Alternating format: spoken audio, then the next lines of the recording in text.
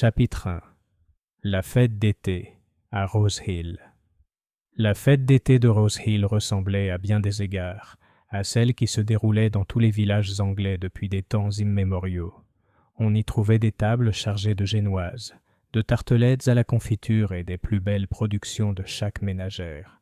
On y organisait des concours du concombre le plus droit et de la courge la plus ronde.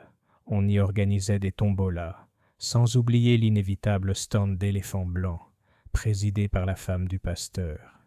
Les enfants criaient de joie au chant des cocotiers, tandis que la fanfare, venue de la ville voisine, s'efforçait d'égayer les festivités par une interprétation galante, quoique parfois hésitante, d'airs populaires. La grande pelouse du manoir de Rose Hill, gracieusement inaugurée par Lady Westmacott pour l'occasion, était particulièrement splendide cet après-midi-là, avec ses haies taillées et ses rosiers d'en pleine floraison. C'était le genre de cadre où le temps semblait suspendu, où le rythme de la vie oscillait doucement entre l'église, le jardin et la table à thé. Pourtant, c'est sur cette même pelouse que se produisit un événement qui allait ébranler le calme du village plus profondément que n'importe quel orage d'été. Miss Jane Marple, impeccable dans sa robe gris tourterelle et son chapeau orné de quelques violettes, rien de plus osé que de simples fleurs, était assise à l'ombre près de la tente à thé. Elle venait de se laisser convaincre de reprendre une part de gâteau aux graines, lorsqu'elle remarqua avec cette observation perspicace qui semblait n'appartenir qu'à elle, que la nièce de Lady Westmacott, Miss Eleanor Blakely, était engagée dans une discussion inhabituellement animée avec un homme de grande taille près du stand de tombola. On n'entendait pas leur voix, mais leurs gestes, les mouvements rapides et impatients de la dame, la posture rigide et défensive de l'homme, en disaient long. Miss Marple détourna le regard, poliment bien sûr, mais rangea l'affaire dans son esprit. Il était peu après 3 heures du matin lorsque le cri soudain retentit. Les gens se retournèrent, perplexes, puis alarmés. Un groupe se rassemblait près du grand cèdre, près de l'endroit même où les vieux troncs du grenier avaient été descendus pour servir de table de fortune à la brocante. Et là, affalé contre l'un d'eux, gisait le corps d'un homme. Son visage était d'une pâleur effrayante, son col desserré, et sa main, toujours serrée contre un papier plié, ne tremblait plus. La fête se dissipa dans la confusion. Les femmes haltèrent, les hommes se précipitèrent pour proposer leur aide, les enfants furent emmenés précipitamment. Le vicaire déclara qu'il s'agissait peut-être d'un évanouissement, mais le docteur Porter, qui savourait tranquillement une tasse de thé, arriva bientôt et après s'être brièvement agenouillé près de la silhouette, immobile, secoua gravement la tête. « Complètement mort », annonça-t-il, du ton étouffé d'un homme qui prononce un verdict définitif. Le défunt fut rapidement identifié comme étant M. Charles Arkwright, un avocat à la retraite qui s'était installé récemment à Rose Hill. Nouveau venu, assez poli mais peu apprécié, il avait l'air de quelqu'un qui gardait ses affaires secrètes. Des murmures commencèrent à circuler avant même que le corps ne soit convenablement recouvert. Une crise cardiaque, suggéra quelqu'un. Un poison, dit un autre avec délectation. Vous savez, remarqua Madame Partridge en se penchant confidentiellement vers sa voisine. Il avait une sacrée réputation à Marlécombe. Une histoire de testament désagréable, paraît-il. Miss Marple, toujours à sa place près de la tente à thé, sirotait son thé maintenant froid, avec un air de détachement tranquille. Au cours de sa longue vie, elle avait vu trop de scènes de ce genre pour ne pas en connaître les motifs. La mort, lorsqu'elle survenait soudainement, déstabilisait un village d'une manière totalement disproportionnée par rapport à sa taille. Les visages se faisaient attentifs, les langues se déliaient, de vieilles rancunes refaient surface. Et au milieu de ce tourbillon de spéculations, elle seule semblait réfléchir non seulement à ce qui s'était passé, mais aussi à la raison. La police arriva en temps voulu. L'inspecteur Graves, un homme solide et imposant, attaché aux conclusions hâtives, prit les choses en main.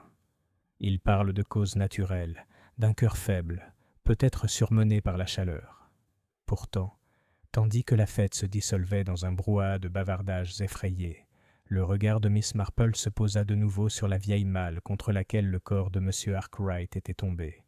Ses lourdes ferrures en laiton brillaient faiblement dans la lumière de l'après-midi.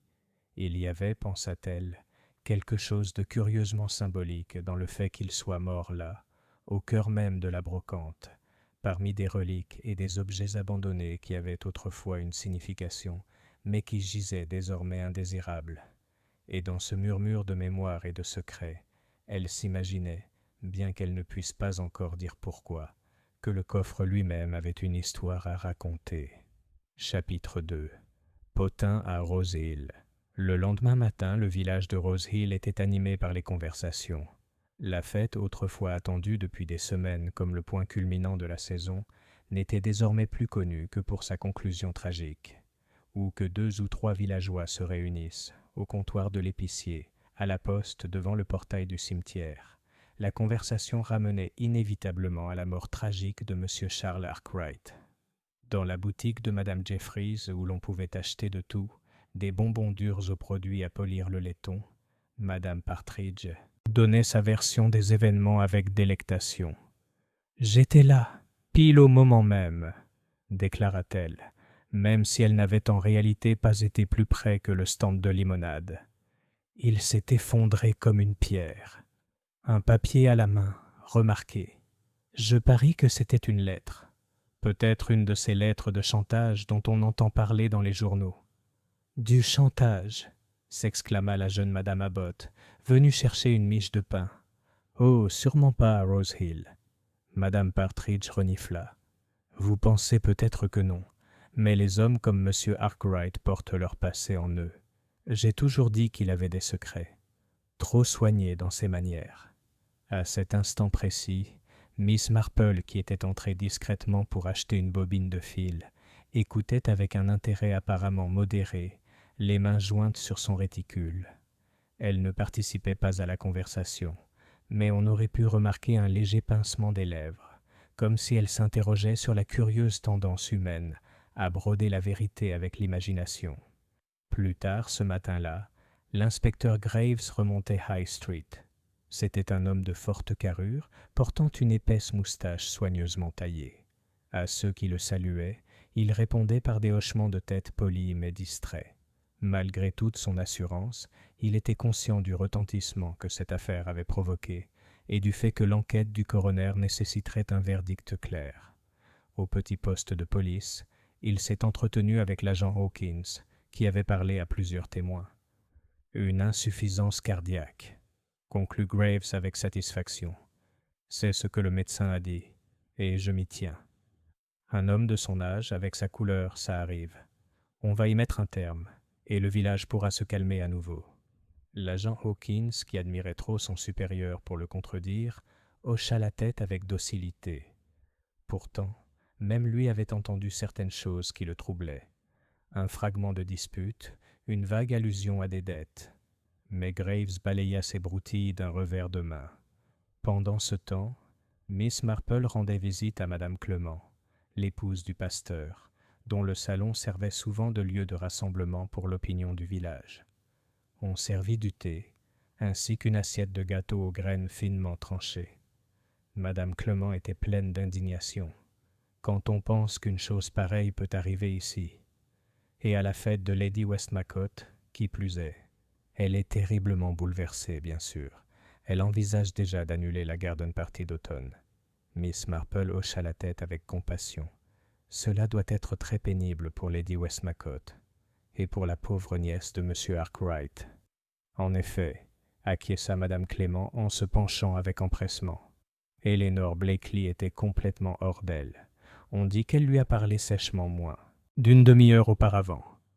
Bien sûr, les jeunes femmes ont du caractère, mais cela fera jaser. Miss Marple sirotait son thé, ses yeux bleus doux. « Les querelles de famille sont souvent sans conséquence, » dit-elle doucement. « Mais d'après mon expérience, quand les esprits s'échauffent, c'est généralement pour une bonne raison. » Madame Clément parut surprise. « Tu crois vraiment ?» Mais Miss Marple avait déjà changé de sujet, s'enquérant gentiment de la nouvelle série de sermons du pasteur. Sans insister, Elle observa simplement. À la tombée de la nuit, la petite communauté était devenue un véritable creuset de théories. Certains affirmaient qu'il s'agissait d'un acte de la Providence. D'autres évoquaient un scandale. Un ou deux se souvenaient vaguement que M. Arkwright avait été mêlé à une procédure judiciaire douteuse à Marleycombe, et plusieurs affirmaient avoir vu Mlle Blakely en larmes, sans que l'on sache si c'était avant ou après la mort de son oncle. Au manoir, Lady Westmacott réunit quelques amis proches pour discuter de ce qu'il fallait faire. Mlle Blakely, pâle et renfermée, s'excusa tôt et se retira dans sa chambre. Personne ne la revit ce soir-là. Dans sa modeste chaumière, au bord du chemin, Miss Marple était assise près de la lampe, tricotant son tricot. Les conversations du jour résonnaient dans son esprit, mais elle ne prêtait aucune attention aux conjectures insensées de ses voisins. Elle se remémorait plutôt l'expression de M. Arkwright, le journal serré dans sa main, la manière étrangement délibérée dont il avait semblé s'appuyer contre le vieux coffre avant de céder.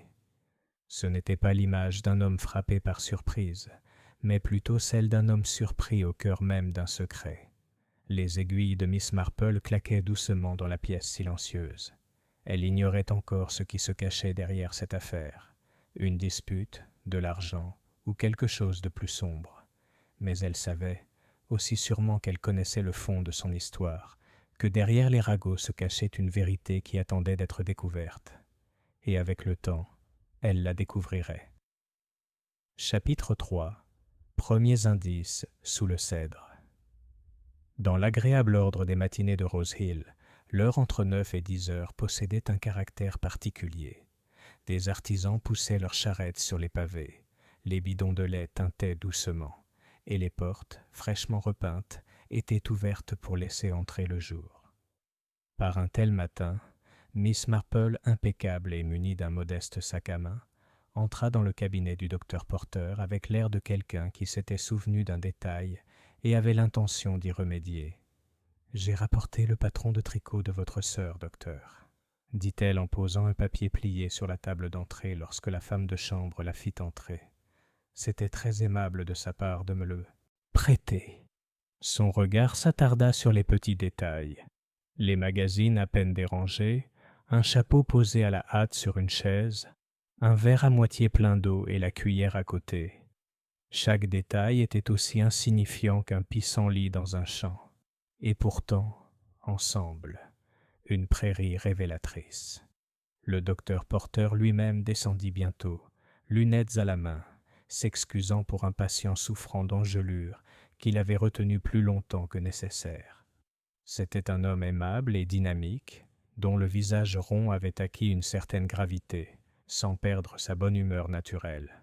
« Vous voudrez savoir ce que l'on peut savoir, » dit-il après les politesses préliminaires. « Ils doivent mener une enquête, bien sûr. Ces choses-là ont leur forme. Nous dirons syncope, ce qui est la façon savante de décrire ce qu'on pourrait appeler un arrêt, provoqué par la chaleur et, peut-être, une faiblesse latente. »« C'est possible, » dit Miss Marple avec une douceur qui ressemblait presque à une caresse. « Et pourtant j'ai toujours pensé que la chaleur en elle-même était une cause assez incertaine. »« C'est vrai, » acquiesça le docteur Porter. Il hésita puis ajouta « Il y avait une petite bizarrerie. Vous ne la répéterez pas, Miss Marple, car je ne voudrais pas faire parler de moi. Une légère irritation aux lèvres. Rien de scrupuleux, plutôt une petite goutte de quelque chose mal goûté. L'homme avait mangé à la fête, bien sûr, des cornichons peut-être. Il y avait aussi, ou du moins je croyais qu'il y en avait, une légère odeur. On devient fantaisiste avec les années, et j'ose dire que j'ai lu trop d'histoires de cas. Je dirais simplement que c'était curieux. » Miss Marple inclina la tête. « La curiosité est souvent le premier avertissement de l'esprit, » murmura-t-elle. « Et le papier que tient M. Arkwright ?»« La police, là, » dit le docteur Porter en pinçant les lèvres. L'inspecteur Graves pensait que c'était une simple feuille pliée, quelque chose sorti de sa poche. Je n'y ai pas vraiment prêté attention. Ce n'était pas un programme de la fête. Plutôt plus épais. Il semble l'avoir saisi soudainement, saisi comme s'il prenait une décision. « Ah !» dit Miss Marple en se levant, car elle ne voulait pas s'attarder. En partant, elle s'arrêta près de la table d'entrée. Sur la cuillère, une fine pellicule opalescente avait séché. Elle n'y toucha pas. Elle ne la regarda même pas attentivement. Mais en s'exposant à nouveau au soleil, son regard était pensif. Il existe une forme de permission typiquement anglaise, consistant moins à être sollicitée qu'à simplement paraître aidée. Miss Marple, qui l'avait pratiquée avec une habileté délicate toute sa vie, se présenta à Rose Hill Manor peu après 11 heures. Les tentes de fête étaient démontées. Un jardinier ramassa les dernières planches à tréteaux. L'ombre bleue du cèdre recouvrait l'herbe fraîche et dense, et la marque où les policiers s'étaient postés et avaient parlé à voix basse était imprimée en de légers croissants de bottes. « Bonjour, Madame Crew », dit Miss Marple à la gouvernante à l'entrée de service, une femme corpulente, au cœur des confidences et à l'esprit précis. S'il y a quelque chose à faire, peut-être un peu de rangement. C'est dommage de troubler Lady Westmacott dans son chagrin. Madame Crew, qui avait un respect raisonnable pour la compétence discrète de Miss Marple, déclara qu'une paire de mains bienveillantes était toujours une bénédiction. « Nous avons tout ce bazar à trier et à restituer, dit-elle. Madame ne peut pas encore le supporter. Et voici le coffre, le vieux chêne. Madame a demandé qu'on le porte dans le petit salon. C'est une relique de l'époque de son père. Nous l'avons descendu du grenier pour l'étal. Ce n'est que plus tard qu'elle a préféré ne pas s'en séparer. Les choses de famille portent le souffle de la famille, dit-elle, et je suis sûre que c'est vrai. En effet, murmura Miss Marple. Ils traversèrent ensemble les dalles et entrèrent dans le petit salon, où le soleil illuminait le tapis en rectangles étalés. La malle trônait sous la fenêtre. Un chêne aux moulures de cordes, avec des montures en laiton, abîmé par l'usage, mais élégant. Le genre d'objet auquel des générations ont confié leur linge, leurs lettres, leurs espoirs. Un nuage de vernis flottait autour, et sur le couvercle, une trace, là où un verre avait posé, laissait un léger cerne. Le regard de Miss Marple glissa sans s'attarder, puis revint aux habitudes de la pièce. Le plumeau tombé plutôt que plié, une petite branche de cèdre écrasée sur le seuil, un fil accroché au laiton. « Je vais l'essuyer comme il faut, mademoiselle, » dit Alice, la femme de chambre, qui entra avec un torchon. C'était une jeune fille aux joues roses, avec l'air de quelqu'un qui rit facilement mais qui est intimidé par la tragédie. « Si vous aviez l'amabilité de me laisser faire, ma chère, » dit aimablement Miss Marple en prenant le torchon. « Je suis très pointilleuse sur les angles. » Elle travaillait, non pas avec agitation, mais avec patience, ses petites mains se déplaçant habilement sur les sculptures, suivant le cerne laissé par un verre, lissant le laiton autour de la plaque de la clé. Elle remarqua, sans en avoir l'air, que la vis du montant inférieur droit était plus vieille et plus usée que les autres, que le trou de la serrure portait de légères rayures, comme si une main maladroite ou pressée avait manqué sa cible à 2 reprises, que le couvercle, lorsqu'il s'abaissait, le faisait avec un souffle plutôt qu'un fracas. Un murmure, pourrait-on dire, comme si l'air circulait à l'intérieur. « Bizarre, » observa-t-elle d'un ton léger, à personne en particulier. Les vieux meubles se guérissent souvent d'eux-mêmes de leur grincement et se mettent à chuchoter. On suppose que le bois se souvient. Et comme elle disait « se souvient », son petit doigt, tout à fait par hasard, se posa sur un minuscule bouton en laiton dont la tête n'était pas aussi solide qu'elle le prétendait. Il bougea. Un tout petit peu, mais il bougea. « Les souvenirs peuvent être tenaces, mademoiselle, » répondit Madame Crew, distraite par la tentative d'Alice de polir une tache qui n'était pas là. « En effet, ils le peuvent, » dit Miss Marple, et elle mit soigneusement le tissu de côté. Lady Westmacott reçut Miss Marple avec une grâce mélancolique, telle une reine recevant une vieille amie dans un moment de malaise personnel.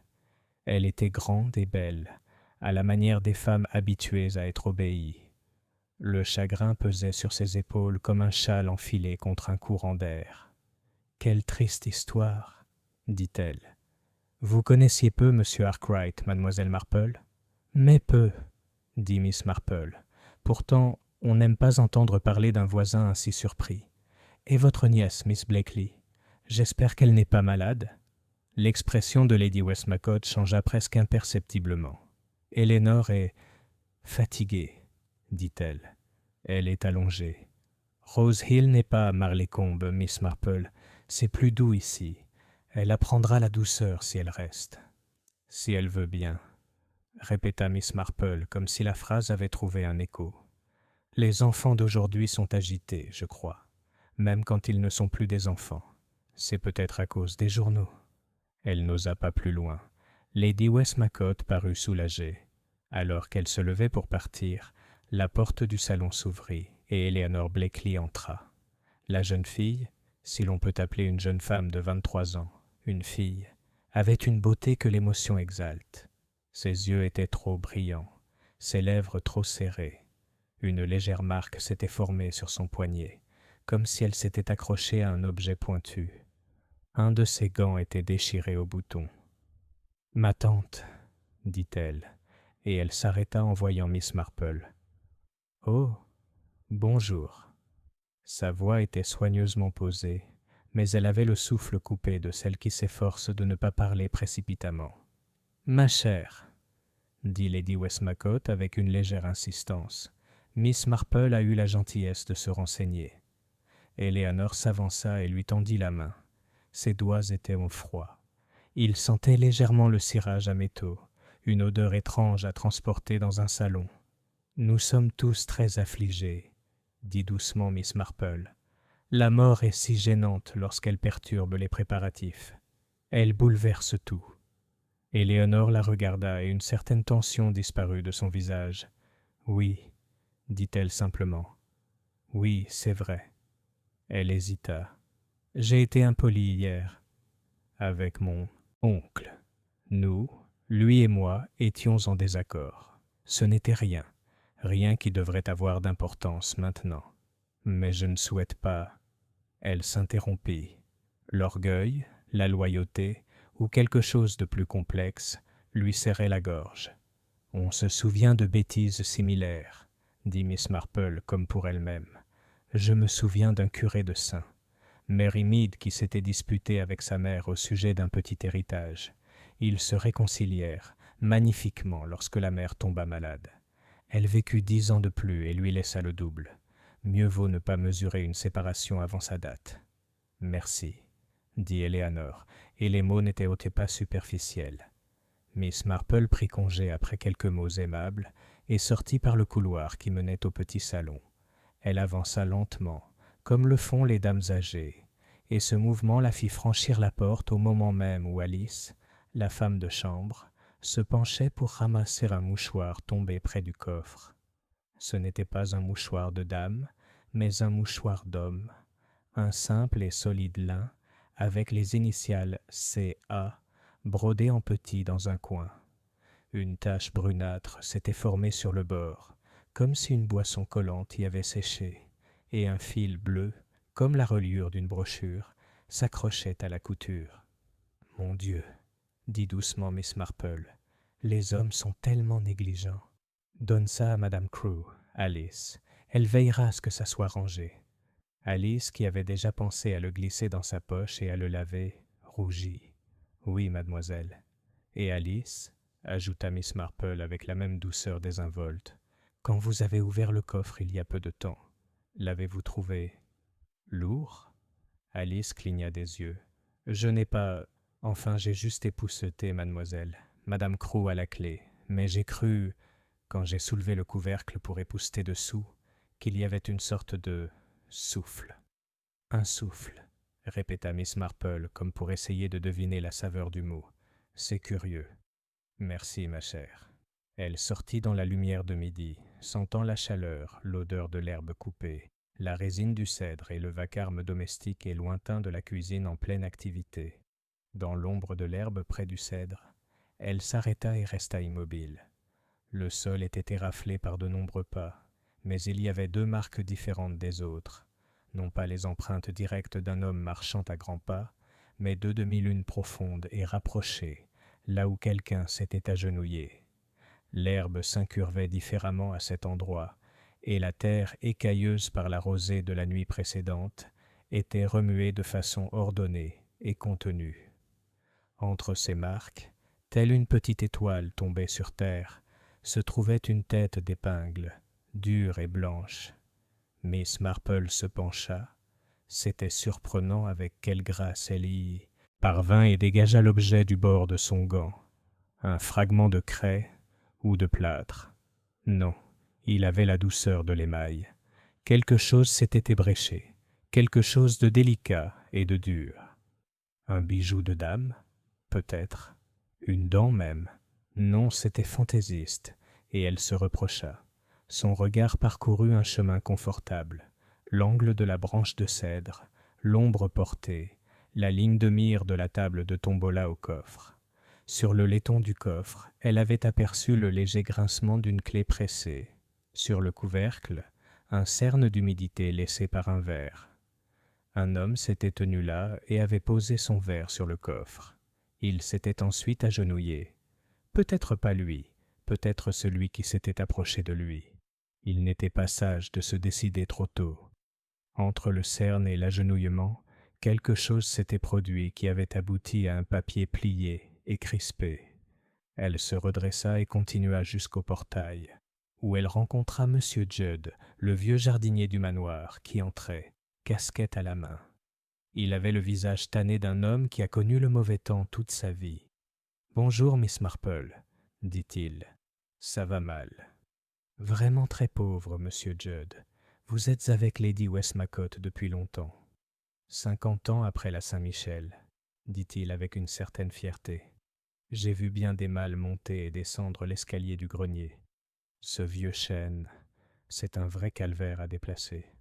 Pardon. »« On doit pardonner aux démons quand ils sont utiles, » dit Miss Marple d'un ton sec. « Dites-moi, est-ce que ça se fermait toujours comme ça ?» Monsieur Judd parut surpris. « Comme quoi, mademoiselle ? Avec un... Pardonnez-moi, un murmure ?» Il sourit, révélant des trous.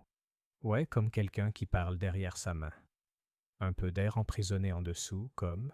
Il y a un faux... » Il se retint brusquement, ses joues burinées se creusant d'un ton plus foncé. « Je veux dire, il y a un creux sous les planches. Les vieux coffres, c'est bizarre comme ça. »« Très étrange, » acquiesça Miss Marple. « Merci, Monsieur Judd. » Elle rentra chez elle par le chemin le plus long, c'est-à-dire qu'elle marcha lentement et réfléchit.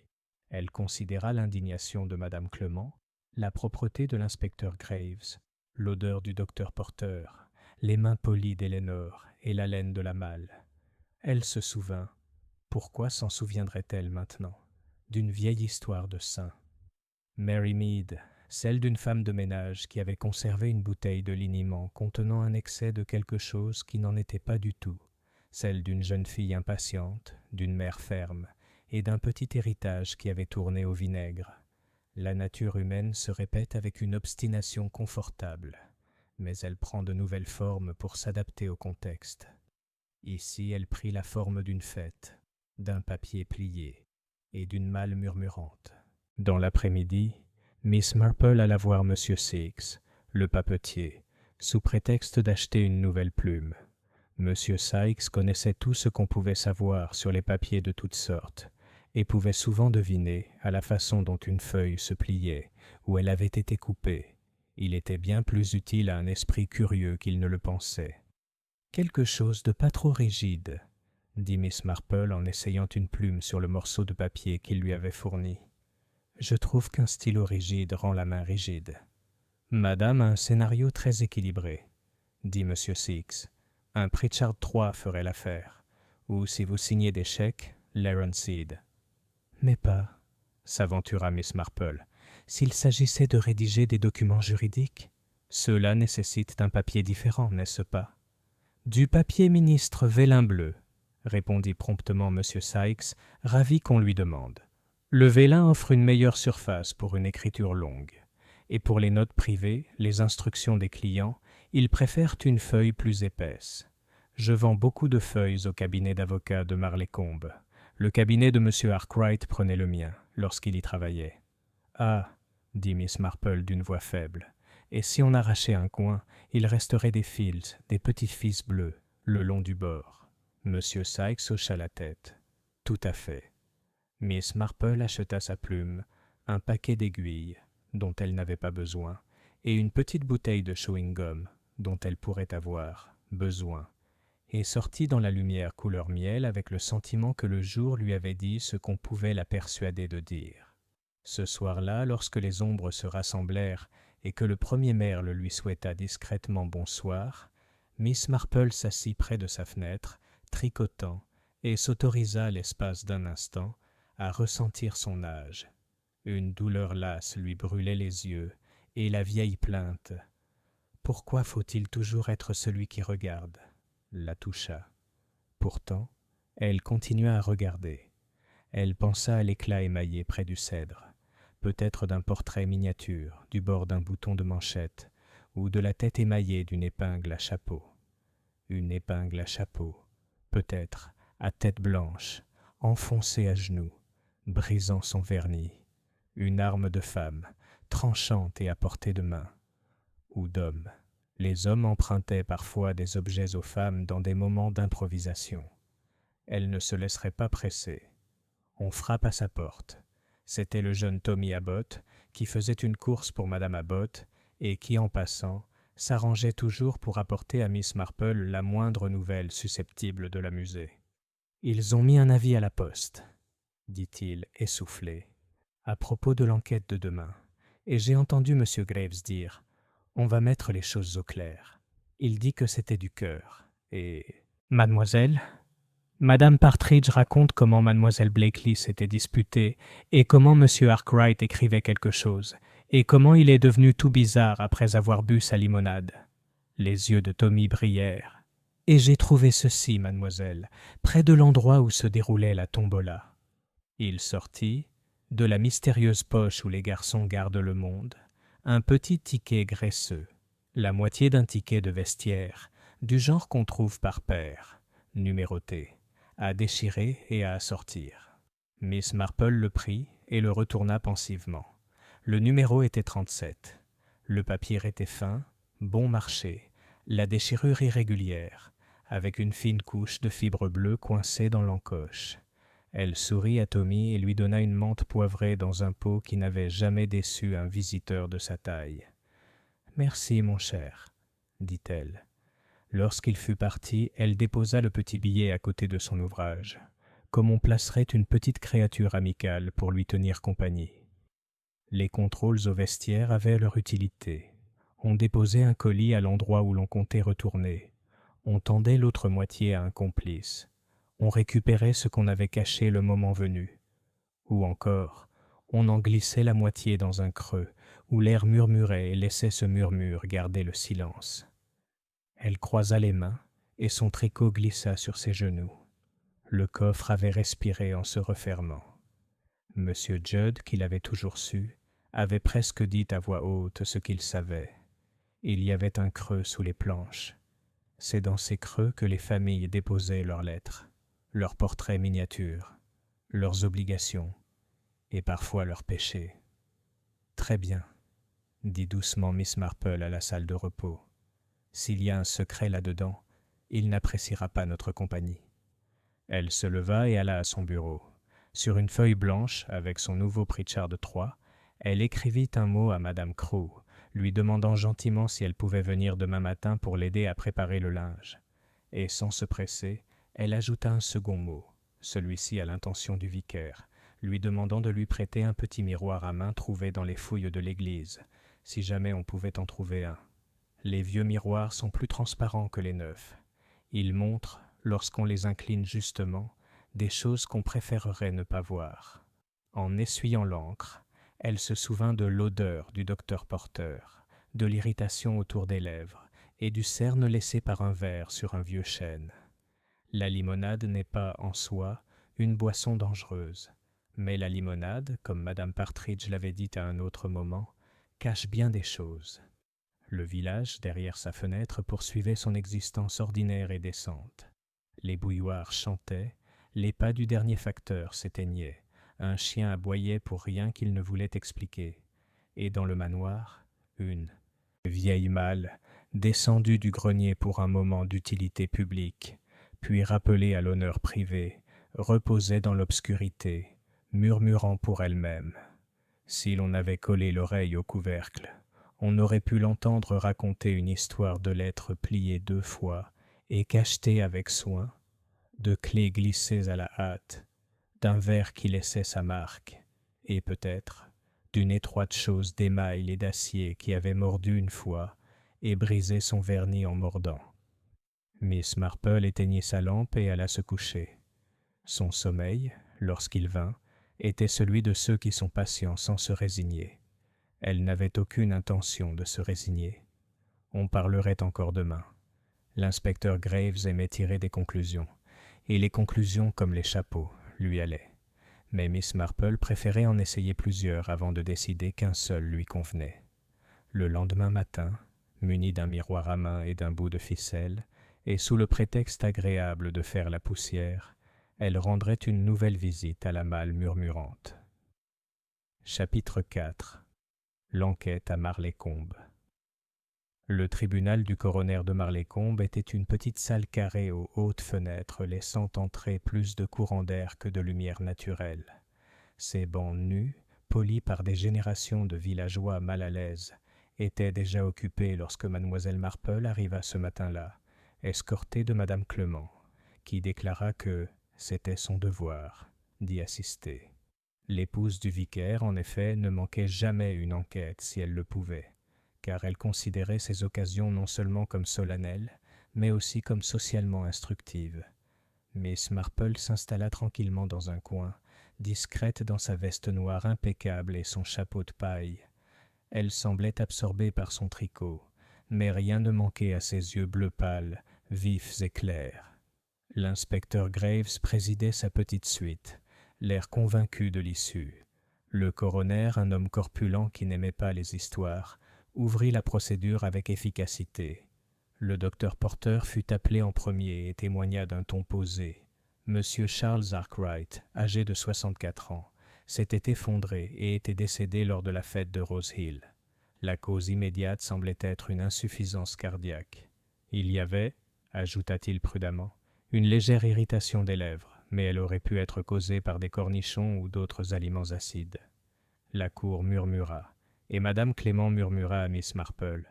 Des cornichons, en effet, une explication peu convaincante. Les aiguilles de Miss Marple claquèrent doucement, et elle ne dit rien. Puis vint madame Partridge, qui fit un récit saisissant et très concis de l'après-midi. Selon elle, M. Arkwright était de très bonne humeur jusqu'à ce qu'il reçoive un mot, après quoi son teint changea radicalement. Il avait bu un verre de limonade, dit-elle, et s'était presque aussitôt évanoui.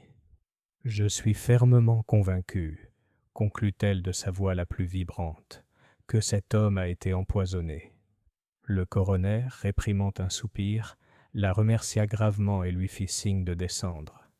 Plusieurs autres personnes ont témoigné, la plupart sans conséquence, jusqu'à ce que mademoiselle Eleanor Blakely soit enfin appelée.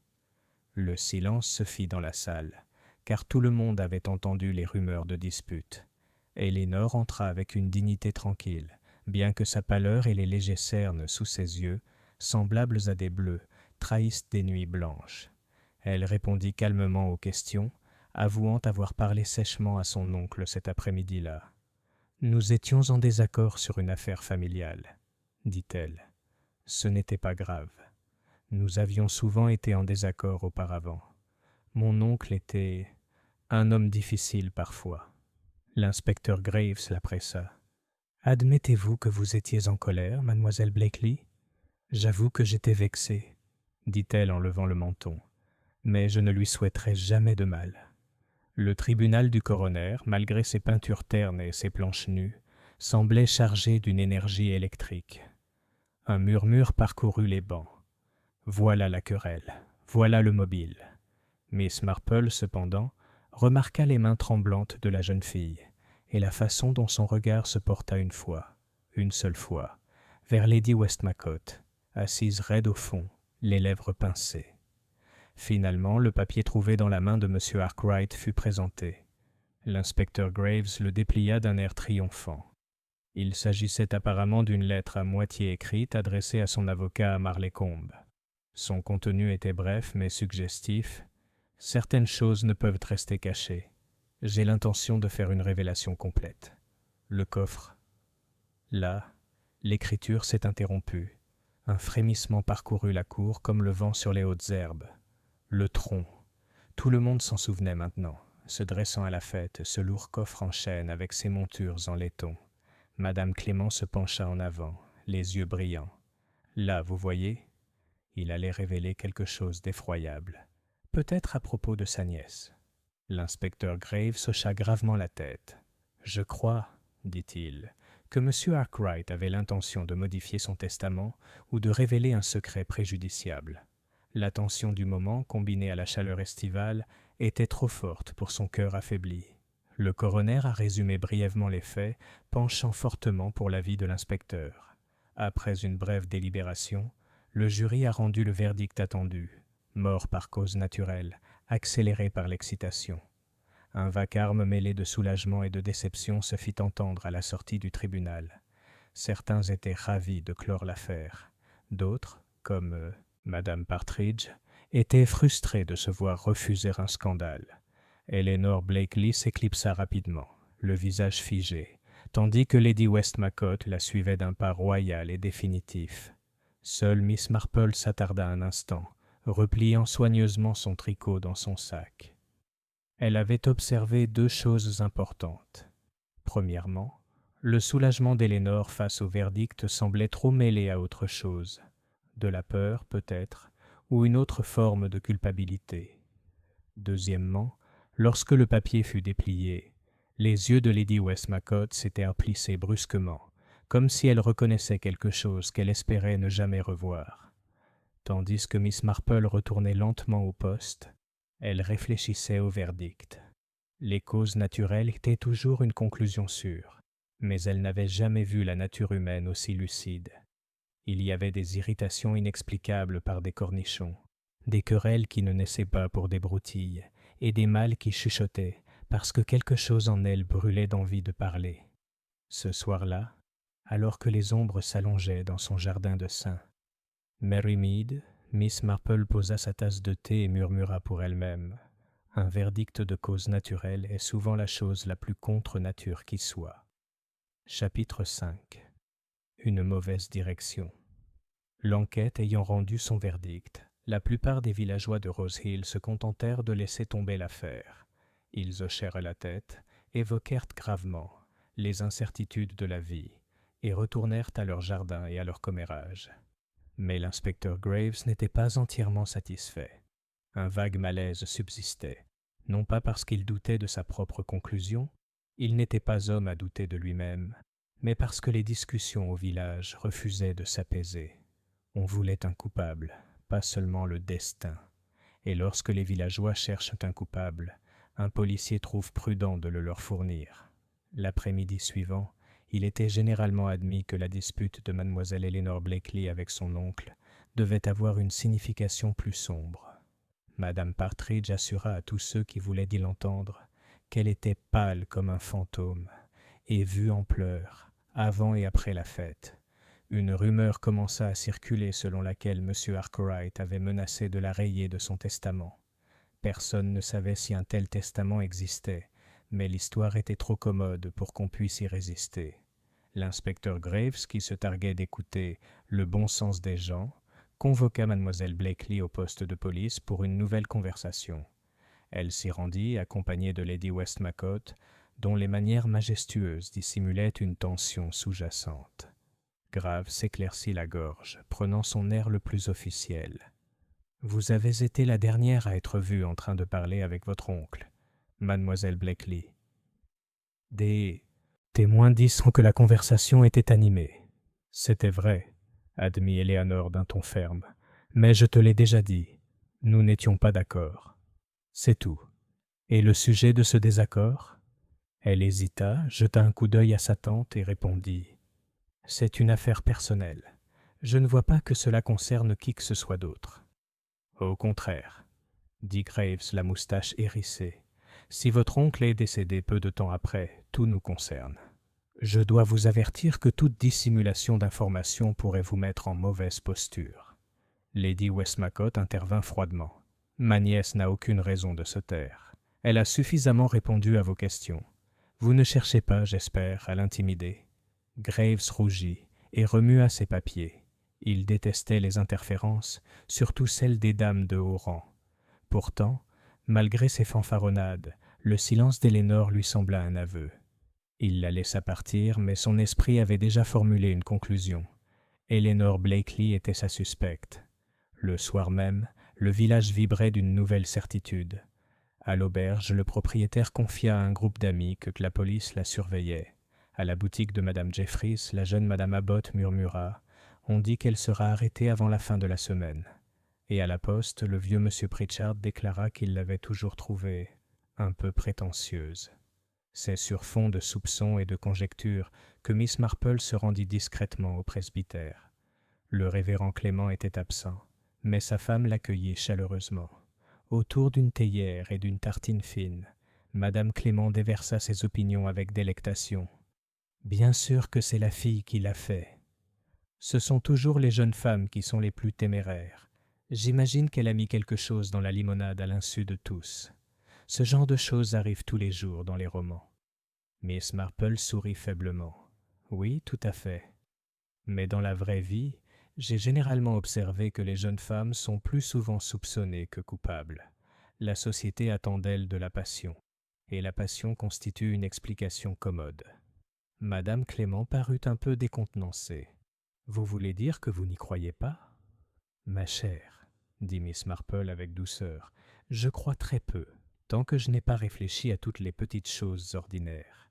La vérité comme la broderie se révèle mieux dans les détails. » Sur le chemin du retour, Miss Marple rencontra la jeune Alice, la femme de chambre du manoir de Rose Hill. La jeune fille parut troublée, et à la vue de Miss Marple, son teint s'empourpra. « Quelle horreur, mademoiselle !» balbutia-t-elle, et ils disent à la pauvre Miss Elénor. « Oh, ce n'est pas bien. »« Tu ne penses pas qu'elle aurait pu faire du mal à son oncle ?» Alice secoua vigoureusement la tête. « Non, mademoiselle. Quoi qu'elle lui ait dit, elle n'est pas cruelle. Elle s'est occupée de lui, l'a porté et l'a ramené, toujours à l'écoute de ses papiers. Cette dispute portait sur autre chose. Quelque chose qu'il avait dit à madame, je crois. »« En effet, » dit doucement Miss Marple. « Et comment le savez-vous, ma chère ?» La jeune fille se mordit la lèvre. « Seulement ce que j'ai entendu, quand je suis allée polir la malle. Mademoiselle Éléonore pleurait, non pas pour elle-même, mais pour madame. Elle a dit qu'elle ne resterait pas les bras croisés à voir sa tante tourmentée. Je l'ai entendu dire. Mieux vaut que tout soit dit que de souffrir en silence. » Et puis elle a couru à l'étage. Les yeux de Miss Marple brillèrent. « Merci, Alice. C'est très utile. » Elle poursuivit son chemin, pensive. La querelle ne portait donc pas sur la fortune d'Elénor, mais sur le passé de Lady Westmacott. Et M. Arkwright s'apprêtait à faire une révélation complète. Était-il possible que le secret ne soit pas entre les mains de la nièce, mais de la tante, la digne et intouchable Lady Westmacott? Le lendemain matin apporta un rebondissement inattendu. Une seconde agitation se répandit dans le village. Quelqu'un avait tenté, sous le couvert de la nuit, de forcer la vieille malle en chêne du petit salon du manoir. La serrure avait été forcée maladroitement, laissant de profondes rayures dans le laiton. Apparemment, rien n'avait été volé. La malle, une fois ouverte, semblait vide, à l'exception de quelques vieux châles et registres. Pourtant, la tentative elle-même était surprenante. L'inspecteur Graves, le visage rouge de colère, déclara que c'était l'œuvre de fauteurs de troubles. Mais Miss Marple, lorsqu'elle apprit la nouvelle, tricota en silence quelques minutes avant de se dire « Lorsqu'une chose paraît vide, on peut être sûr qu'elle contient précisément ce que chacun recherche. Seulement, il faut la chercher au bon endroit. » Et elle se souvenait avec une clarté particulière de la phrase à moitié avalée de M. Judd, le jardinier. « Il y a un faux. » Miss Marple savait que le mauvais suspect avait déjà été choisi, mais le véritable secret résonnait encore au creux de la vieille malle. Chapitre 6. Les ombres du passé. Le lendemain de la tentative d'effraction au manoir de Rose Hill, le village fut saisi par une nouvelle vague de spéculation. Le fait que quelqu'un ait trafiqué la vieille malle donna un regain d'énergie aux rumeurs. Ils étaient désormais certains, que la mort de M. Arkwright n'était pas une simple question de chaleur et de faiblesse. Sinon, pourquoi un mystérieux intrus se risquerait-il à forcer une serrure en pleine nuit? Madame Partridge, avec l'autorité de quelqu'un qui prétend toujours avoir connaissance de l'affaire, a insisté sur le fait que le coffre devait contenir des documents des plus choquants, de faux testaments ou des lettres compromettantes. D'autres ont suggéré des bijoux, des trésors secrets, ou même, à voix basse, une arme. Miss Marple, assise à la fenêtre de son cottage avec son thé, écoutait tout cela avec son air habituel de douceur et d'acceptation. Mais elle savait qu'il n'en était rien. Une malle vide n'attire pas les cambrioleurs, et le léger murmure qu'elle faisait une fois fermée suggérait que vide n'était qu'une apparence superficielle. Au manoir de Rose Hill, Lady Westmacott supporta le désordre avec un calme glacial. Elle assura à l'inspecteur qu'il n'y avait rien d'important dans le coffre, seulement du vieux linge de maison. Mais son regard, d'ordinaire si calme et autoritaire, trahissait une étrange lueur de malaise. Eleanor Blakely, au contraire, semblait surexcitée. Elle était pâle, les mains agitées, comme si elle avait envie de se confier sans y parvenir.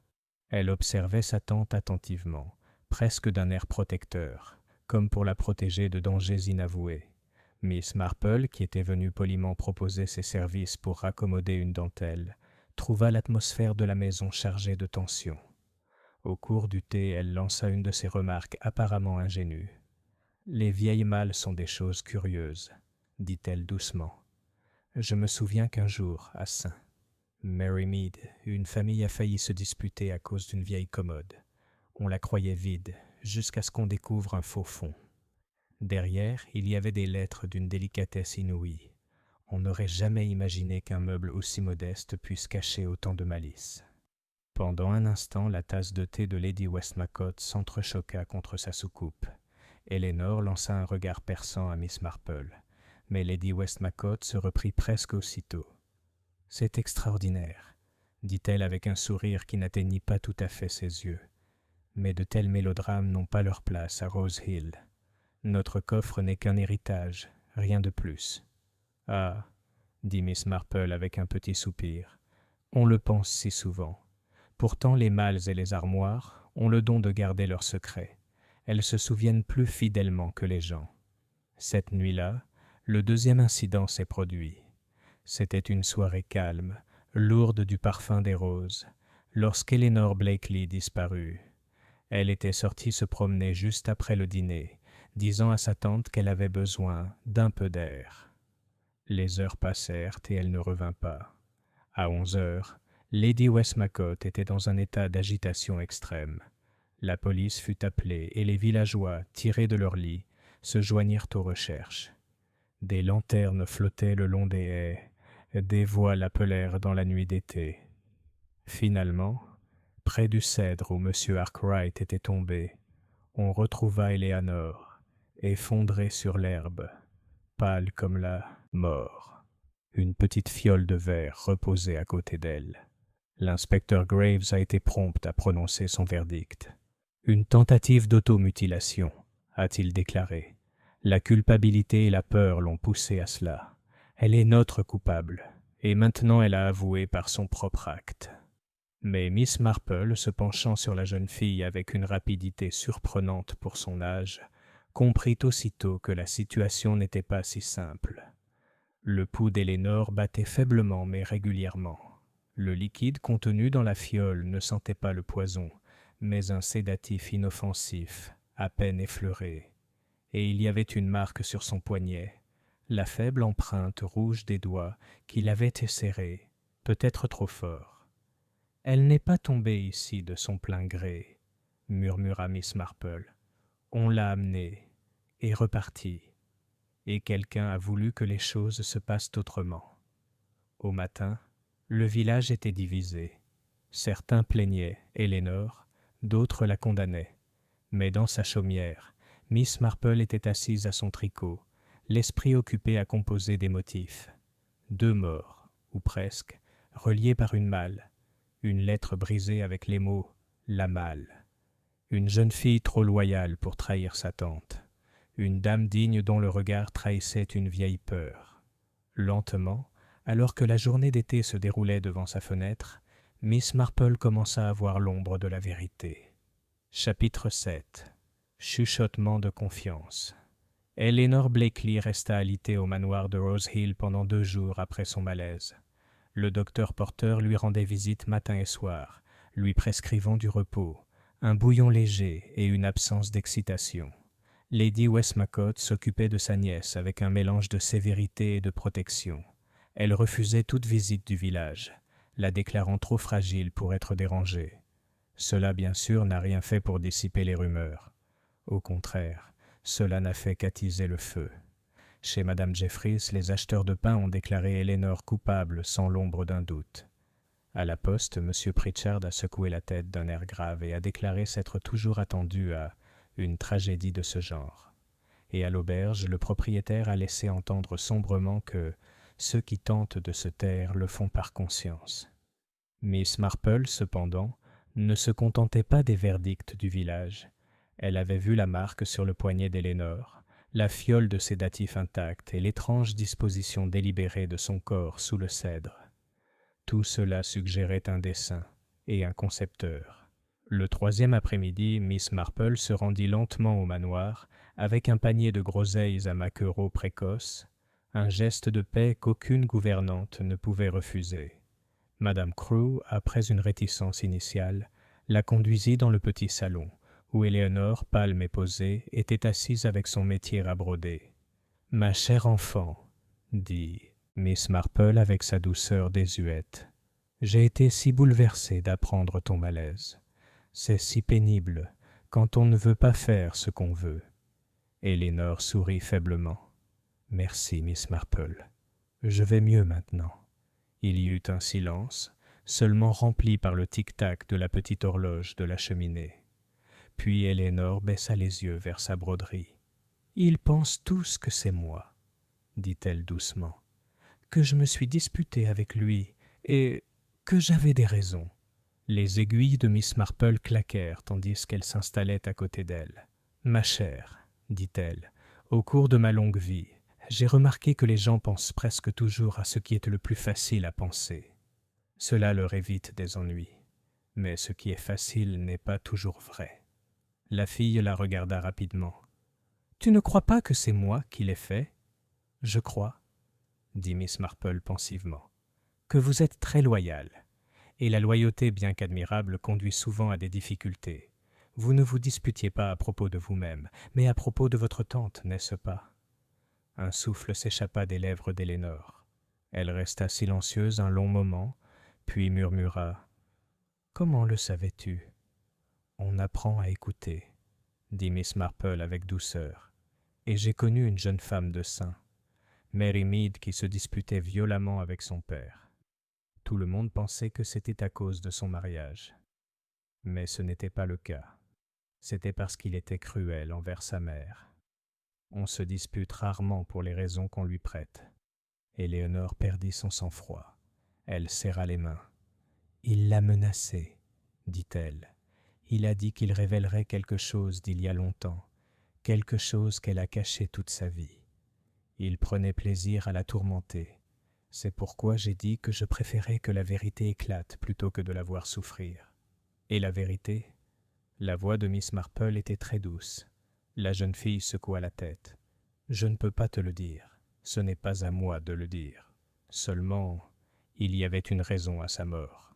Et je crois que quelqu'un l'a réduit au silence avant qu'il puisse parler. » Plus tard, lorsque Miss Marple quitta le manoir, elle s'attarda un instant dans le jardin. Le cèdre se tenait silencieux, son ombre s'étendant sur l'herbe. La fenêtre du salon, où reposait le vieux tronc, reflétait le soleil d'une lueur terne. C'est là qu'elle rencontra M. Judd, le jardinier, en train de tailler des rosiers. Il toucha sa casquette.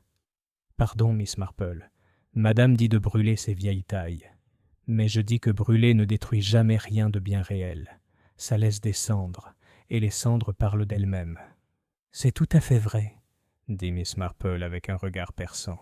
Et les mâles, elles aussi, laissent parfois des traces, même quand on les croit vides. Le vieil homme hésita. Pardon, mademoiselle, ce coffre en chêne a un double fond. Il en a toujours eu un. Mon père le savait, et je le sais aussi. J'ai pensé en parler à madame, mais je ne l'ai jamais fait. Ça ne me regardait pas. Mais peut-être. Il s'interrompit et secoua la tête. Il vaut mieux le laisser tranquille, peut-être.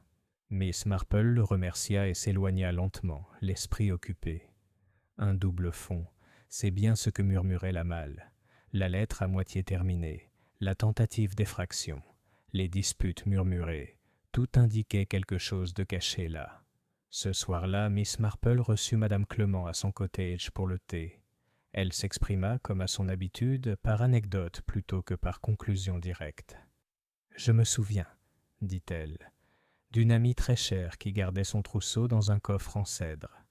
À sa mort, il fut vendu aux enchères. L'acheteur découvrit un compartiment secret contenant des lettres qui fit un scandale. C'est si fréquent, vous ne trouvez pas ? Les choses que l'on croit bien rangées ont tendance à réapparaître au moment où on les désire le moins. Madame Clément, les yeux écarquillés, se pencha avec empressement. « Suggérez-vous que la malle Westmacott renferme un tel secret ?» Miss Marple sourit faiblement. « Je ne suggère rien, ma chère. Je remarque simplement que les mâles regorgent de surprises, et que parfois, lorsqu'un homme meurt subitement, une lettre à la main, la véritable cause de sa mort peut ne pas résider dans son miroir, mais dans le placard. » Madame Clément frissonna d'excitation. « C'est palpitant. Mais quel est le secret, à votre avis ?» Miss Marple croisa les mains. « Voilà, ma chère, ce que nous devons découvrir. Les secrets, comme les graines, germent toujours, si l'on a la patience d'attendre. » Et tandis que les ombres du soir s'amassaient, Miss Marple resta assise, immobile, le regard pensif. Le mauvais suspect avait été choisi. La véritable histoire se cachait sous les ferrures de laiton et les panneaux de chêne, attendant que la main droite soulève le double fond de la malle murmurante. Chapitre 8. Ce que cachait le coffre. L'air matinal de Rose Hill était imprégné d'une douce odeur de foin coupé, même si l'atmosphère du village était loin d'être paisible. L'évanouissement d'Eléonore, le verdict insatisfaisant de l'enquête et la tentative de forçage du tronc de chêne avaient perturbé la population. Un silence régnait sur les conversations habituelles à la boutique de Madame Jeffries, et même Madame Partridge était devenue prudente dans ses commérages, ce qui, pour ceux qui la connaissaient, était plus alarmant que son exubérance habituelle. Miss Marple, cependant, continua comme si de rien n'était. Le matin même, elle se présenta au manoir de Rose Hill, soi-disant pour aider Madame Crew à s'occuper du linge. La gouvernante, d'abord troublée, céda rapidement à la gentillesse et à l'aide pratique de Miss Marple. C'est ainsi, tout naturellement, que Miss Marple se retrouva dans le petit salon, à polir un petit miroir à cadre argenté qu'elle avait apporté pour attraper le soleil dans les coins sombres. « Quelles choses ennuyeuses, ces mâles !» observa Miss Marple d'un ton doux, en époussetant le lourd coffre en chêne. « Elles ne sont jamais là où on les veut, et toujours trop lourdes pour être déplacées facilement.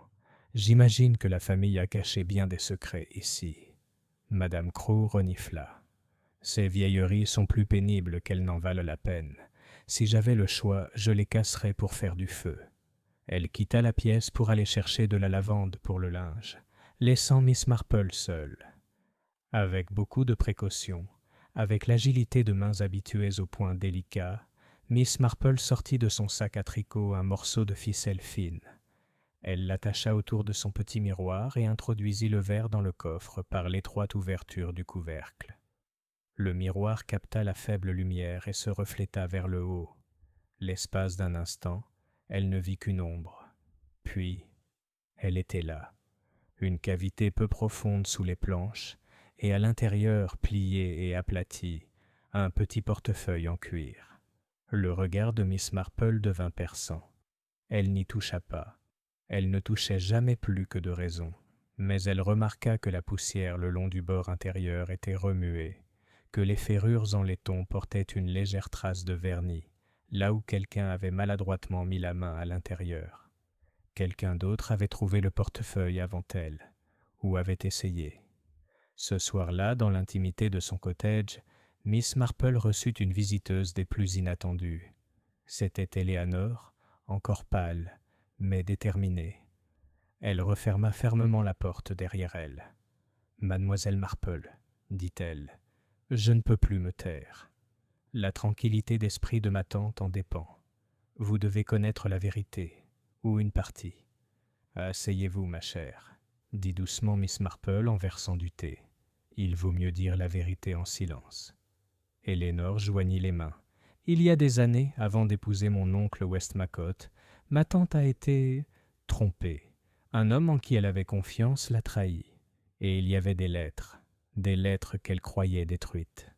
Mon oncle Arkwright les a obtenues d'une manière ou d'une autre. Il a menacé de tout révéler, de ruiner sa réputation. C'est pour cela qu'elle le craignait, que je me suis disputé avec lui.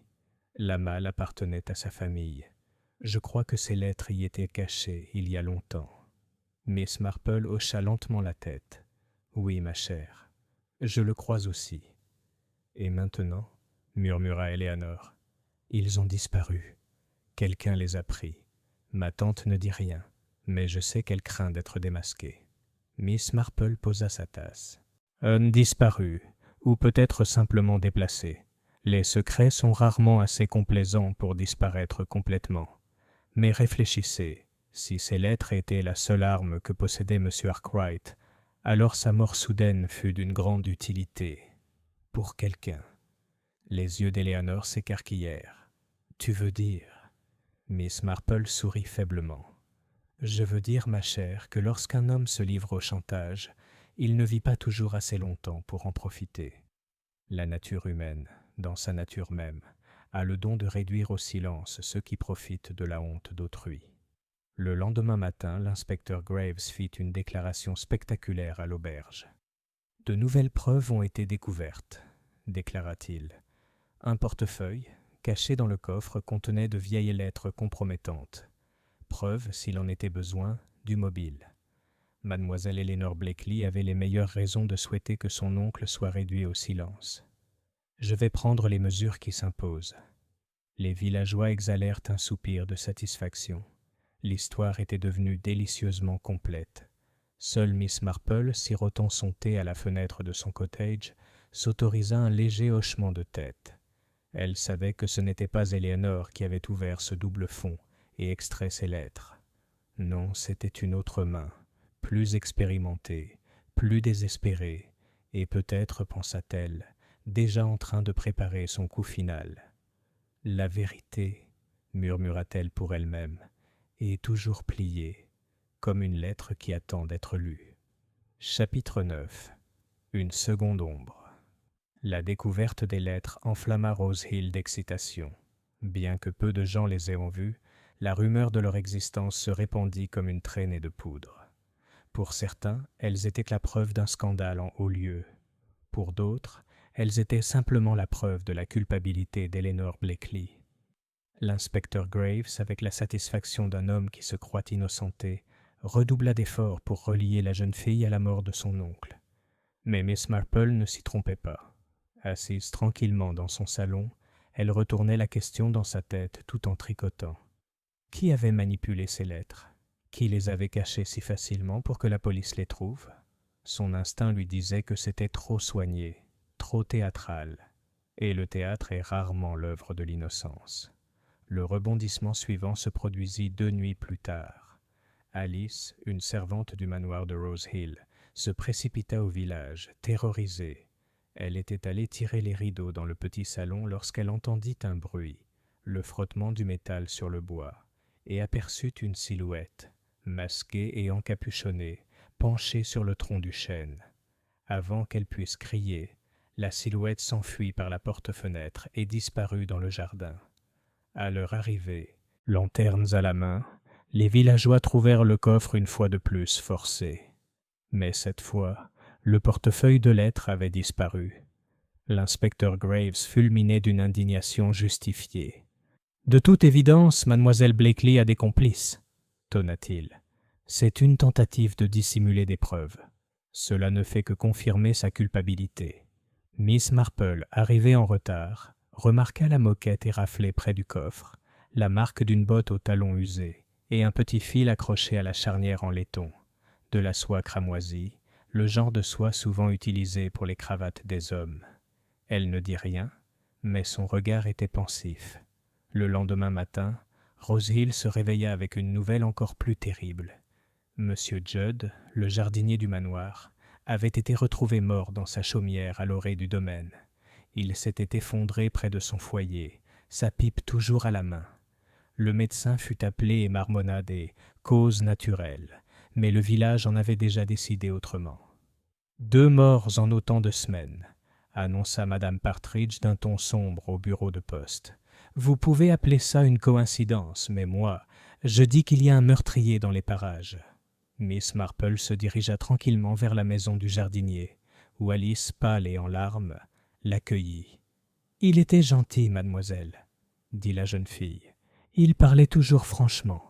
Il m'a parlé un jour du faux fond du coffre, et maintenant, il est mort. » À l'intérieur, Miss Marple se pencha pour examiner les affaires du vieil homme.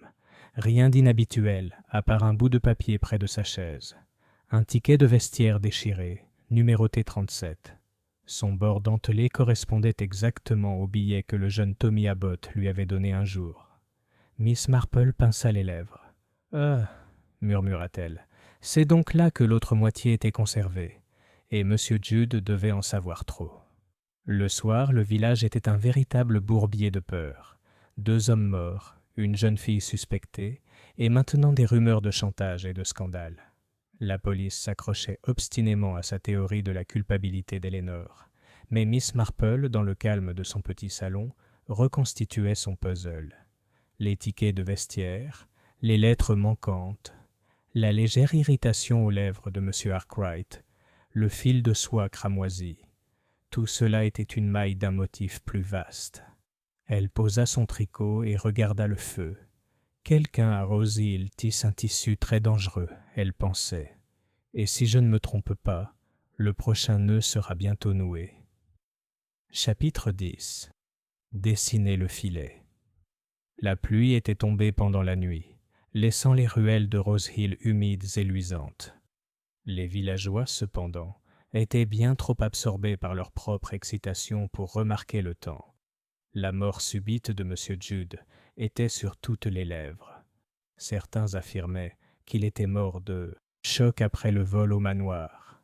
D'autres chuchotaient qu'il s'agissait d'un acte criminel.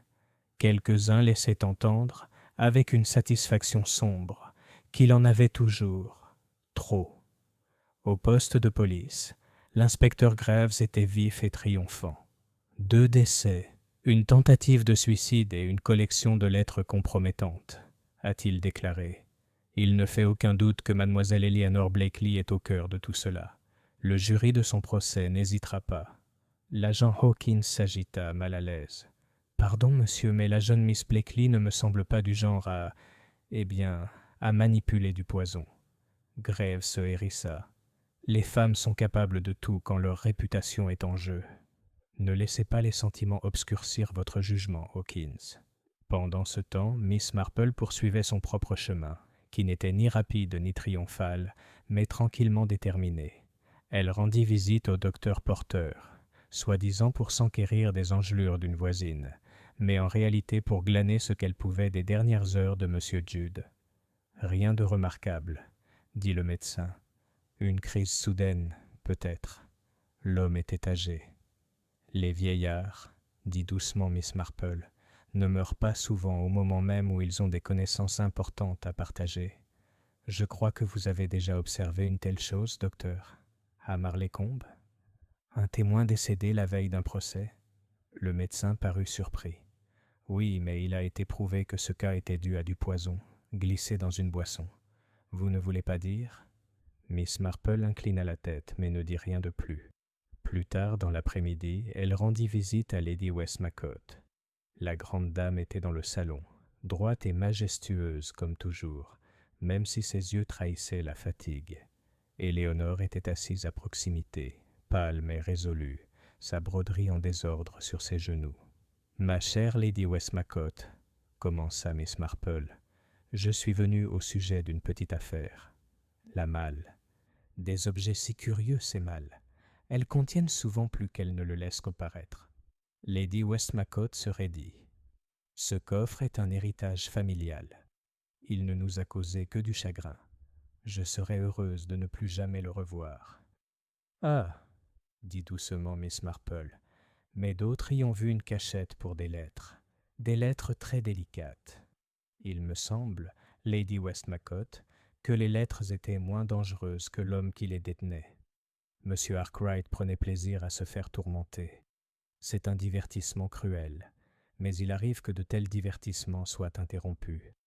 Éléonore leva rapidement les yeux, mais sa tante resta silencieuse, les lèvres serrées. Miss Marple poursuivit d'un ton doux et conversationnel. « La police croit Éléonore coupable. Elle continuera de le croire, à moins qu'on lui montre une autre vérité. Et la vérité, d'après mon expérience, ne reste pas cachée. Elle a tendance à s'échapper, comme l'air qui s'échappe d'un coffre, en chuchotant, pourrait-on dire. » La main de Lady Westmacott trembla. Elle se leva brusquement et quitta la pièce. Éléonore tourna un regard désespéré vers Miss Marple. « S'il vous plaît, ne la pressez pas.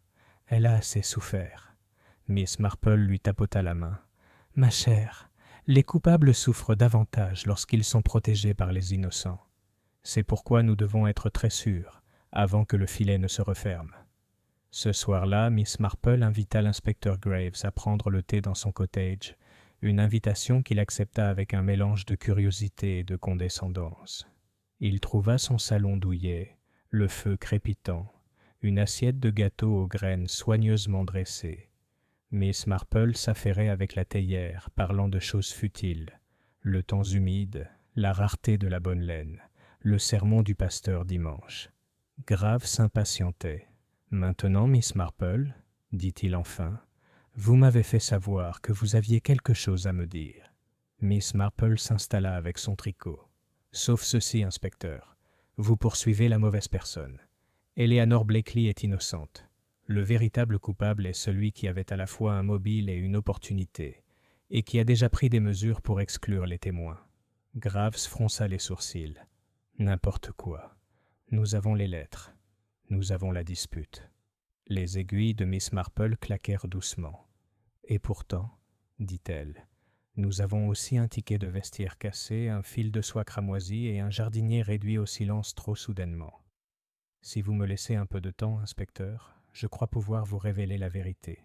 Mais cela demande de la patience et un petit piège. » Graves grogna, mais il connaissait trop bien la réputation de Miss Marple pour la rejeter complètement. « Très bien, madame, mais veillez à ce que votre piège n'attrape pas que des ombres. » Miss Marple sourit gentiment. « Oh, inspecteur, ce ne sont pas les ombres que je recherche.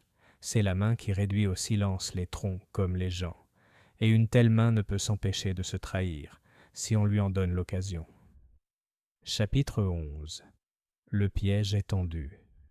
Le lendemain, le jour se leva radieux, avec un vent frais qui fit hocher la tête aux rosiers des jardins de Rose Hill, comme s'ils conspiraient. Miss Marple se leva tôt, car elle avait décidé qu'il était temps de dépasser les spéculations. Les pièces du puzzle s'assemblaient dans son esprit, le ticket du vestiaire, la soie cramoisie, le coffre murmurant. Mais il leur fallait un décor, une scène, où la main coupable se révélerait. Et ainsi, avec le tact et la diplomatie d'un général commandant des troupes, Miss Marple prit ses dispositions discrètes.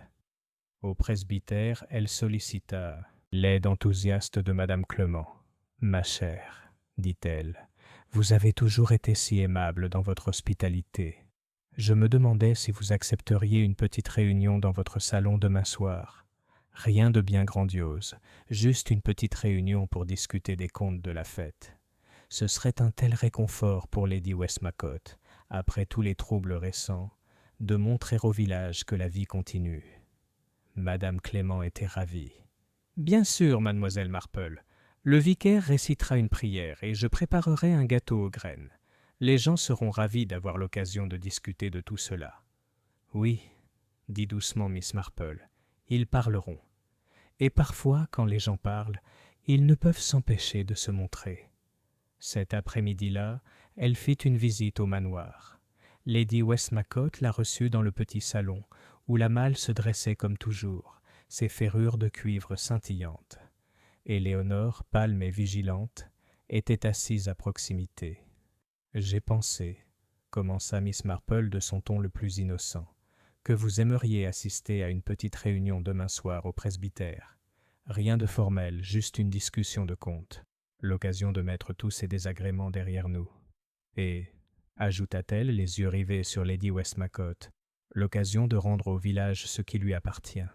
Car j'imagine, Lady Westmacott, que certains objets de la fête, un portefeuille peut-être ou un paquet de lettres, pourraient bien être remis à leur place. » L'espace d'un instant, le sang-froid de la vieille dame vacilla. Ses mains se crispèrent sur la coudoir de son fauteuil. « Je ne comprends pas ce que vous voulez dire, » dit-elle froidement. Miss Marple sourit doucement. « Oh, je crois que oui, et je pense qu'il serait préférable que de telles questions soient résolues en présence d'amis plutôt que d'ennemis. Après tout, les secrets sont très lourds à porter seuls. Ils pèsent plus lourd que des malles. » Éléonore jeta un rapide coup d'œil surpris à sa tante, mais Lady Westmacott se contenta d'incliner la tête avec raideur. « Si le presbytère désire ma présence, j'y serai. » Ce soir-là, alors que Miss Marple était assise près du feu avec son tricot, le jeune Tommy Abbot arriva essoufflé à sa porte. « Mademoiselle, j'ai trouvé quelque chose près du cèdre. » Il lui tendit un petit objet, une épingle à cravate cassée, dont la tête était une perle d'émail rouge. Miss Marple le prit délicatement entre ses doigts. « Ah oui, » murmura-t-elle. « Le coffre murmurant n'est pas la seule chose qui laisse des fragments. Merci, Tommy. Tu as été d'une grande aide. » Elle lui donna une pastille à la menthe et le laissa partir. Seule, elle examina la petite épingle. Elle s'accordait parfaitement avec le fil de soie qu'elle avait trouvé accroché à la charnière en laiton du coffre. Une parure de gentleman, mais plus voyante que celle que la plupart des villageois affectionnaient. Seul un homme soucieux des apparences pouvait porter une telle chose à une fête de village. Et Miss Marple se souvenait très bien que l'inspecteur Graves portait une cravate en soie cramoisie cet après-midi-là. Le lendemain matin, son plan était bouclé. Elle était assise sereinement devant son porridge, les pensées aussi claires que son plateau de petit déjeuner. Le village se rassemblerait ce soir-là au presbytère, aussi insouciant que des enfants à la fête du catéchisme. Ils viendraient pour discuter et déguster un gâteau aux graines, pour une prière du pasteur, pour se rassurer après des jours de peur. Mais Miss Marple l'observerait. Elle aurait dans son viseur l'épingle à cravate cassée, le ticket du vestiaire et le souvenir des paroles tues de M. Judd. Et le moment venu, elle tendrait son piège délicat, non pas par des menaces ou des accusations, mais par l'inéluctabilité silencieuse de la vérité elle-même. Car elle savait déjà que le coupable ne supporterait plus longtemps le murmure du tronc. Il se trahirait à la simple sollicitation d'une vieille dame. Chapitre 12. Le rassemblement au presbytère. Le salon du presbytère, avec ses chaises recouvertes de chintz et son léger parfum de cire à la lavande, avait rarement été aussi fréquenté. La nouvelle de la réunion s'était rapidement répandue, et presque tout Rose Hill s'y était rendu.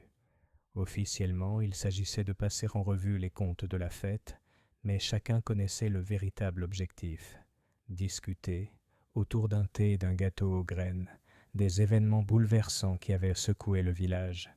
Madame Clément, rouge de joie devant l'importance de l'occasion, servit le thé avec un zèle infatigable.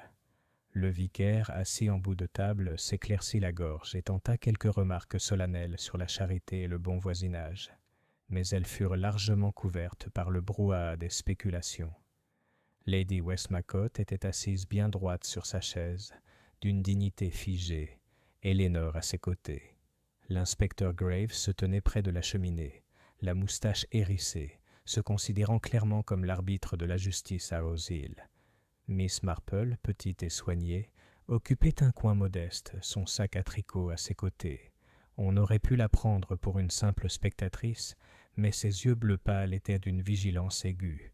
Les contes furent dûment lus, applaudis poliment, puis s'éloignèrent. Puis, comme Miss Marple le savait, la conversation s'orienta vers des sujets plus sombres.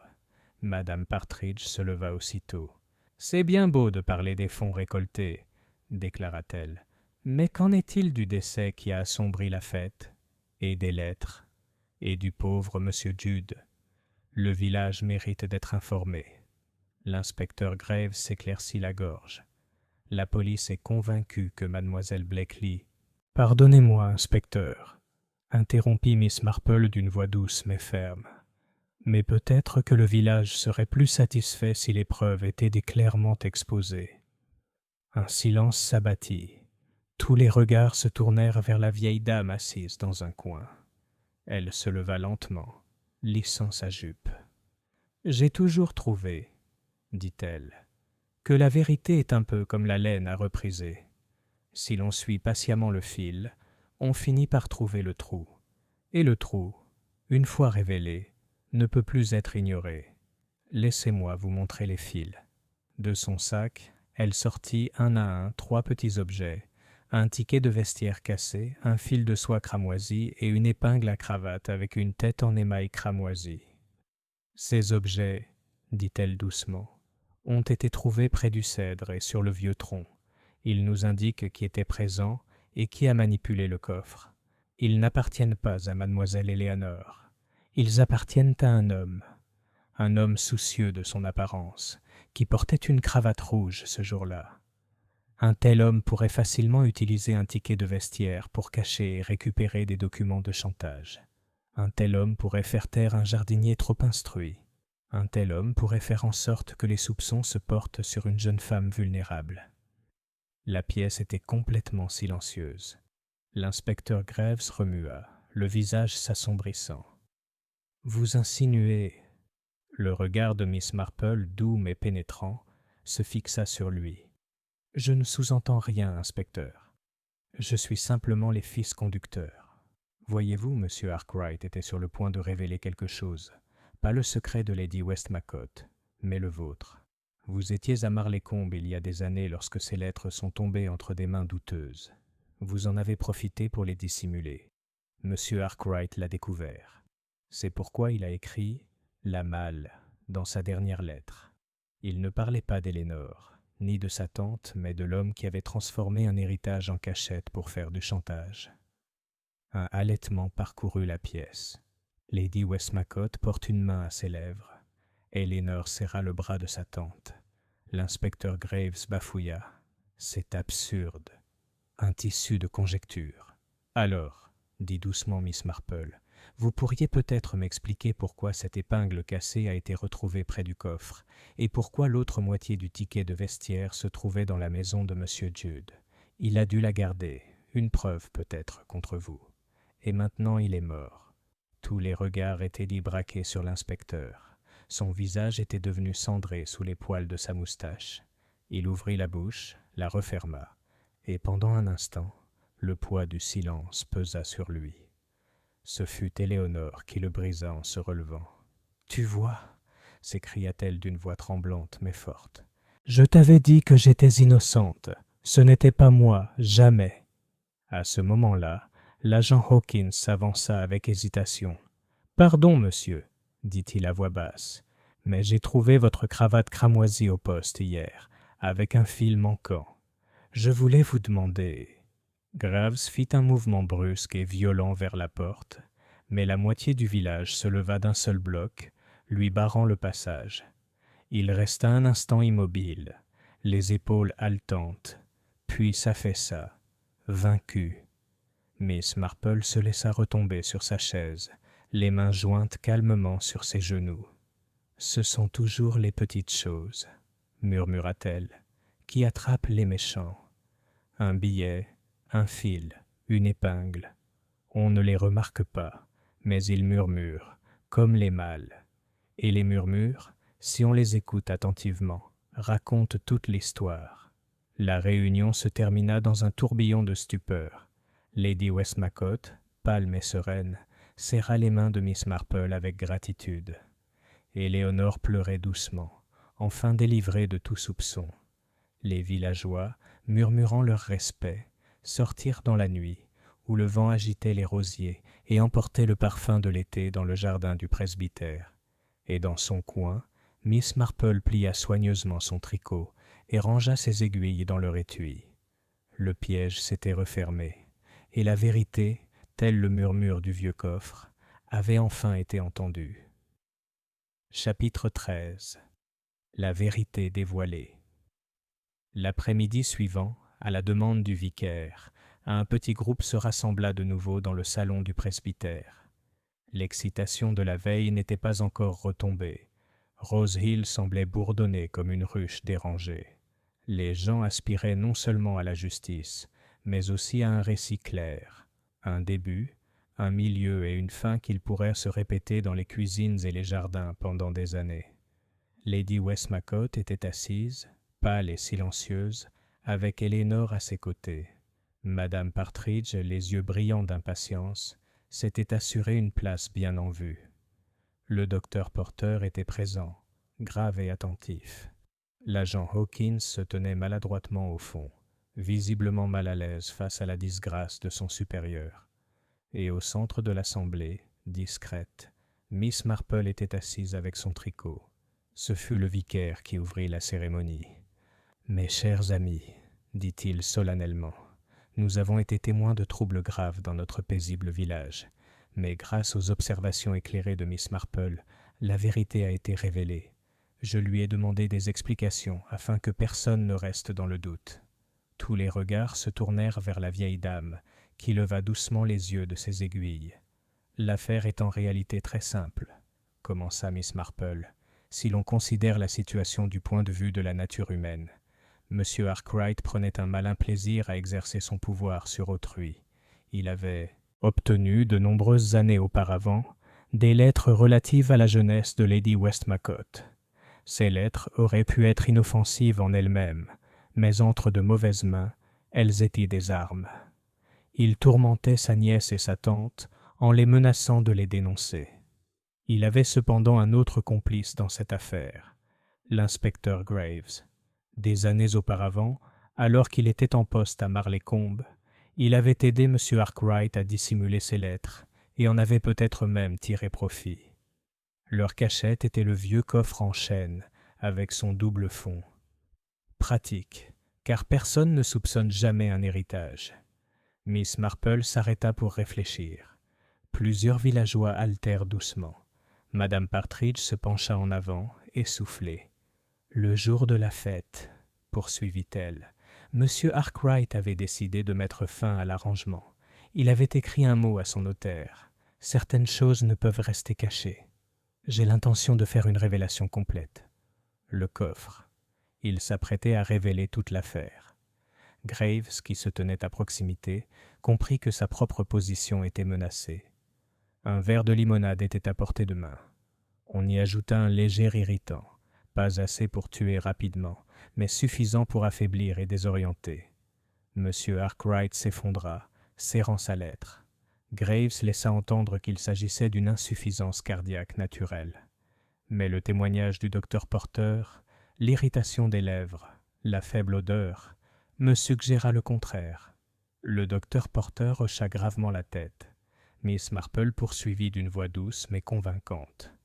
La malle a été forcée parce que Graves craignait d'être découvert.